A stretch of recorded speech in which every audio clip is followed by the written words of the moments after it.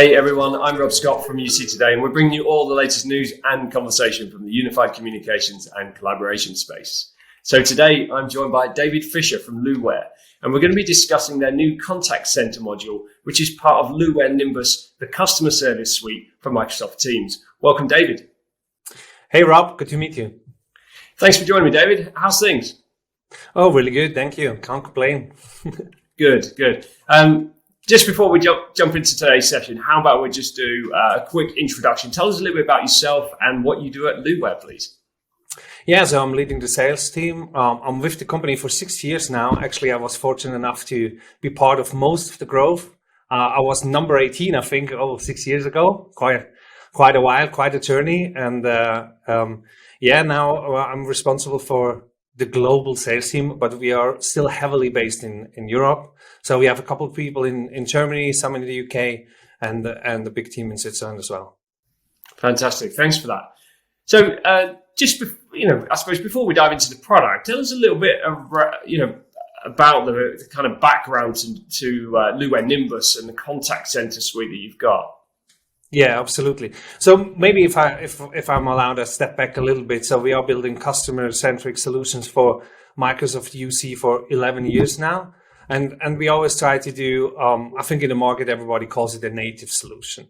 And with this way of integration, once Microsoft Teams hit, we thought about like how are we tackling that new product, and do we just build a connector, or how we go ahead with it? And we decided to actually start from scratch all over again and build the product, which is called Luware Nimbus. It's actually a funny story because that was actually a project title. The idea was to call it differently, and then everybody just loved it because Nimbus is actually a cloud really high up. And so we thought that like the deepest integration should be the cloud, which is the highest. But now everybody is mistaking it for Harry Potter, I guess. But I don't mind. We're good with broomsticks as well. Good. And so you've got the Luware Nimbus suite, and now you've got the Luware Nimbus contact center. Can you just talk us through the difference between the two? Yeah, actually, I think Nimbus starts where the Microsoft call queues end, right? If you need some additional reporting and things like that. And then we just started progressing in functionality, or it might be a bit of a cliche, but what are the things you can actually solve with it? So we have advanced routing, which is really basically just opening hours, reporting, and simple routing functionality. And then going to enterprise routing, which is then adding the Power Automate integration and all of that. And then with the contact center, we basically just add skill-based routing and functionality like that, what you would expect in a contact center solution. Yeah. So you are able to solve most of your customer service centric problems you have on Microsoft Teams, or with Microsoft Teams, I would rather say. Great. So it's a cloud-based contact center for Microsoft Teams. You mentioned skill-based routing. Talk us through some of these features. What kind of capabilities does it have? I mean, with skill-based routing, I think really important is we still focus very much on architecture, but I don't think our customers really care, right? They want to solve their problems with using Luware Nimbus, and it was fine doing like a team-based solution at the beginning where we just send calls to a group. But at one point, you just need skill-based routing to differentiate between the different staff you do have. I'm from Switzerland, as you might be able to hear. So the easiest one is always we have 4 different languages, right? And not everybody is speaking those languages on the same level. So if you would just build a group, then everybody would be the same. But everybody is not the same, doesn't need to be. So my French is pretty bad.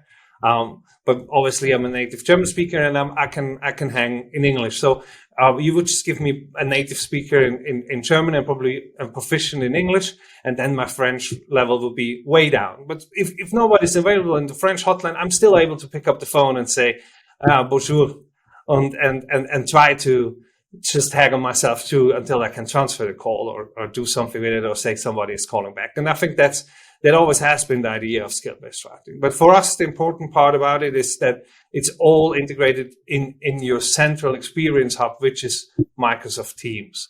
It's not about building a second client or just getting the functionality inside this Microsoft ecosystem. And so it's not really like one functionality or one set of features that is coming with the contact center. It's just adding possibilities how to solve the problems you had or the things you were able to solve with your contact center before, I would say. Fantastic. And so it's built, I suppose, with the Microsoft ecosystem in mind. And I mean, in terms of what it can do for customers, being a native kind of Microsoft solution, what kinds of things can it do? When we look at the architecture, I think and that was actually the reason why we started from scratch again. I guess we never really thought about too long. We just basically decided to start with it because what it can do, which is I think is pretty interesting, is wherever your number is homed or your endpoint is deployed, there the conference is going to be built. So you need one installation to actually serve internationally dispersed companies, right? You only have one Microsoft Office 365 tenant probably, but you still want, if Australia is talking to New Zealand, then the conference is built in Australia. And if Germany talks to Switzerland, then the conference is hosted in Germany. And that gives us the possibility to really tackle the problems with latency or things like that you might have. And the other thing is, if you talk about modalities, so we have a chat, right? We are on video at the moment. You might want to, I don't know, just have a voice call or start with chat, and having all those features natively integrated into Teams just gives you the possibility to just use the same client as you always have been using. Or if I want to drag in somebody, I need an expert suddenly, I just can drag a person in. I think those are the things that make the solution special. And what about integrations with the kind of wider Microsoft kind of ecosystem? Yeah, so we actually tackle almost all of them. So for let's say you use text to speech, especially let's say in service desk scenarios or things like that, you don't always use an announcement, then we are using the Microsoft Cognitive Services for that. And also to do the description, we use the same thing. And I think one of the most interesting connectors we build is the Power Automate connector. And we fire trigger at certain points in your journey through our contact center solution. So you can use whatever system you are using already in the company, also using a Power Automate connector. I don't want to spill or focus on any single CRM system, but once a call arrives, we can fire a trigger and see what language is this person speaking, and then make routing decisions, as an example, depending on the information we get back. So if somebody speaks French, we don't need to ask them in the IVR, do you want to go to a French agent? We just do the routing for them if we know them from the CRM. Right. And all of those things, also more dynamic things like, let's say you want to build standby duty. Now you can use Microsoft Shifts and have like a shift plan in there. And we could then do a connector which then dynamically changes the transfer targets. Things like that make it extremely powerful because it's not just our solution, but it's connecting with the whole ecosystem. Yeah, the same would go for Power BI, for reporting, all of those things. So probably if you name it in the ecosystem, we have a connection there. Well, so it's what you're saying, that using these native Microsoft services and applications and products that in the wider ecosystem, it really does give you that additional flexibility and capability as a contact center platform. Because I imagine a lot of your customers have relatively complex requirements. Yeah, they do. Although I think the move to Teams, if we step away from our product, the move to Teams is always also it's a technical problem, or granted, but I think it's also an organizational problem, and loads of your business processes are going to change then anyway. So I think it makes sense that you are going to rebuilding your customer service or your contact center the same way, right? So yes, they do have requirements, and yes, we do get the RFPs with all the boxes to check, but I think it's also a great opportunity to rethink those customer service challenges, right? And using Microsoft Teams as this central ecosystem I think it gives you so many possibilities to stray away a little bit from how you have done things in the past, probably. Yeah. I like that. That's a really good point, isn't it? It is a fundamental shift change when you move your contact center to Microsoft Teams, and the fact that you've got a flexible product there that it's got huge capabilities. I think that's really, really great for contact center environments and organizations looking to help improve their customer experience ultimately. So yeah, now I'm actually the happiest when customers tell us they don't really know where Teams stop and we start, right? And so some of them told but we're not using Luware, we're just using Microsoft Teams, and they were on our user interfaces every day. So some might be a bit disappointed that they're not visible, but actually I was really happy about it, because I think the change to Teams is already a big shift for loads of the people working inside the company, not just the contact center, right? And I think then to learn a second client next to it, and then always to remember where to pick up the call. And if I want to do a conference, I need this tool, and if I want to do a call, I need this tool. So I'm really pleased in that we managed to keep it simple inside of the Teams client. Yeah, absolutely. Fantastic. So talk to me about the future, the roadmap, what's going to happen with the Nimbus suite going forward. So we have a development cycle of 3 weeks. So every 3 weeks we update our cluster, and probably there is to say, as we have started from scratch again, we built everything on Kubernetes cluster and really on cloud technologies, which allows us now to update a lot quicker and a lot more often with this architecture. There are loads of features coming, but probably one of them is, which is always asked for, is call as a service, right? That you can call out with different phone numbers depending on your skills. So if you have the skills for inbound, you're also allowed to call out with that. Or you could do like marketing campaigns and call out, and if somebody's calling back, you not have to pick up the phone and say, why are you calling? You already know, right? So things like that.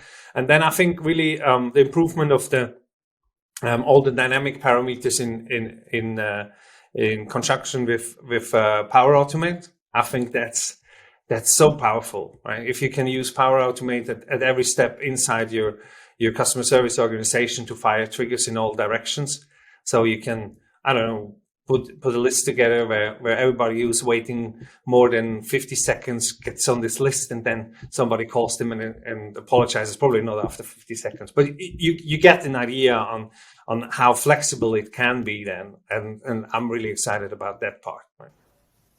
That's good, and I mean, implementing contact centers and really upgrading your kind of customer experience environments can be a challenging task. How do you kind of wrap this up in terms of customer success? Yeah, this is actually changing a lot as well, right? Before it was so infrastructure heavy. So you had system engineers, and we still have them. I'm not want to get beaten up by them and telling them I want to get rid of them. Not at all. But I think it's you need a different kind of person as well, and that's our customer success team. And those people are from all different backgrounds, very customer centric, and they are the one face which stays with the customer through all of the onboarding process. And they're probably not as technical as the people have been before. They don't need to be. They more talk about like, how could we change it? How is the organization changing, and how could we actually solve your problem probably in a different way? And then if they need more technical people, they always have some they can drag in and get in, but they are the one single touch point for the customer in this onboarding process. Yeah, it's really changing. It's also changing the kind of people we are hiring, and I think it's a great mix. Gives a bit more diversity inside the company, which helps as well, right? And I think it's really a big plus for our customers that they have one single contact person which leads you to the whole onboarding process. Yeah, I think that's really important too. I think it's all contact centers are different. Their internal capabilities are different as well, aren't they? So some will want to just deploy it themselves. Some will need that assisted deployment. Some will just want to outsource that deployment. Yeah.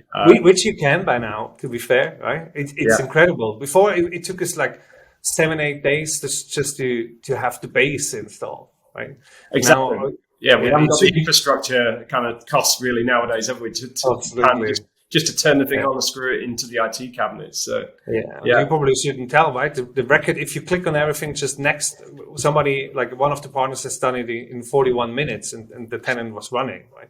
It's normally it takes around a day. Let's be realistic here, but it is a different world, right? And with the world changing, obviously also the people, facilitating the solutions are changing with it probably. Yeah.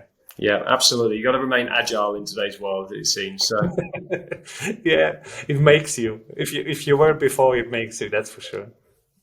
and for anyone looking to find out more on Luware products, what's the best way to get in touch?